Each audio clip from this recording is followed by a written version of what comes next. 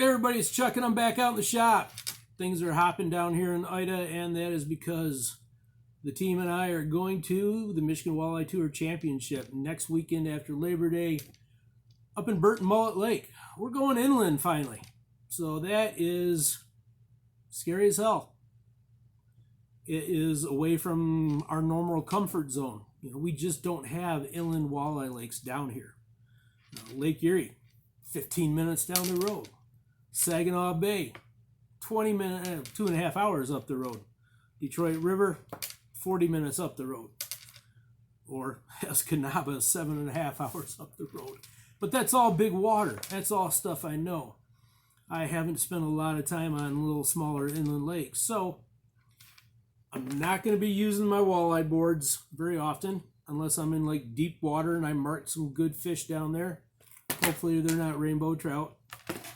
Probably going to be downsizing on my crankbaits to a certain extent, so I probably won't use my TX-12s very often. They're all going with me because I don't know. But what I do know is one of the boards from Church Tackle, the TX-12, is going to give me an edge when I'm running in 20 feet or less of water. Right? Smaller profile, less likely to distract fish. And this little board, real sweet. It is a favorite of the charter captains. It's so easy to read, their clients can do it. You know, hey, look, the board's going back. Well, it's a small weight, small presentation, small flotation, easier to fish to drag back. If it goes like this, there's a fish pulling that back end down. So again, the clients can see that. They're learning. That's why the charter captains really love using these little boards. And the next thing is, you know, it might be rocking like this, and that's the easiest or one of the telltale signs besides getting yanked back. So smaller board, smaller presentations. And I did 2 upgrades to this board. I put the flag system on it. Easy to adjust. You can see that spring right there. There goes the snap into your line there. Basically, you put the line here, pull this, put the line through there. Give yourself about a 6-8 inches of extra line, and then attach it to the back snap. Okay, why that extra line? And I can show you guys next week when I'm actually trolling with these. But that extra line allows the flag system to actually work. All right, if you were to put it here, clip it there, attach this, there's no way that's going to pull back because you got all that tension from the front. So that's how the flag system works.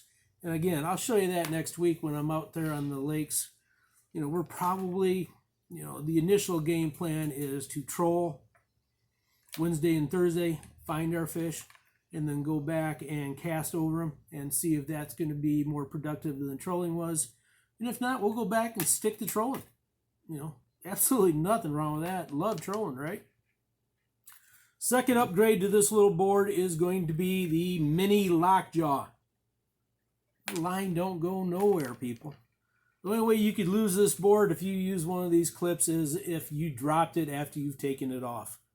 Right? It don't slide. It snaps that easily. Let me show you a little closer. See that? Right there. It's pulled away. I go like this. It's locked in tight. There's 2 pads in there. There's no way that line's going to slide out of there. Now, what am I going to be using? Well, I'm going to downsize a little bit. I'm going with 12 pound on a couple presentations, and I'll go 20 with the other presentations. Doesn't matter what kind of line I'm using. It could be a braid. This shines with braid. You know, where another clamp from China might slide through. It ain't going nowhere. Tough as nails. All right. Flag system, mini lockjaw. Church actually has 2 sizes of the lockjaws. I run minis on all my boards. It's just less stuff protruding out. And if there's a high wind, bigger waves, it's one less thing that could be dragged into the water. So that's why I went with the minis. I do have some of the original lockjaws that are about that big. And what I do with those is I run them on my heavier snap weights, my 4 and 6 ounces. All right. So, tournament prep, that's for me. Learning about the TX-12, the flag system, the mini lockjaw, and how to pull the line through, that's for you. So I will be, like I said, up at basically Indian River. That's the river between the two lakes. And even though I'm going to film some of that stuff, I can't really show you while I'm up there. And maybe I will anyway. Give the other guys from fishing against a little clue what's really going on in our boat. But probably not. Talk to you then. Thank you.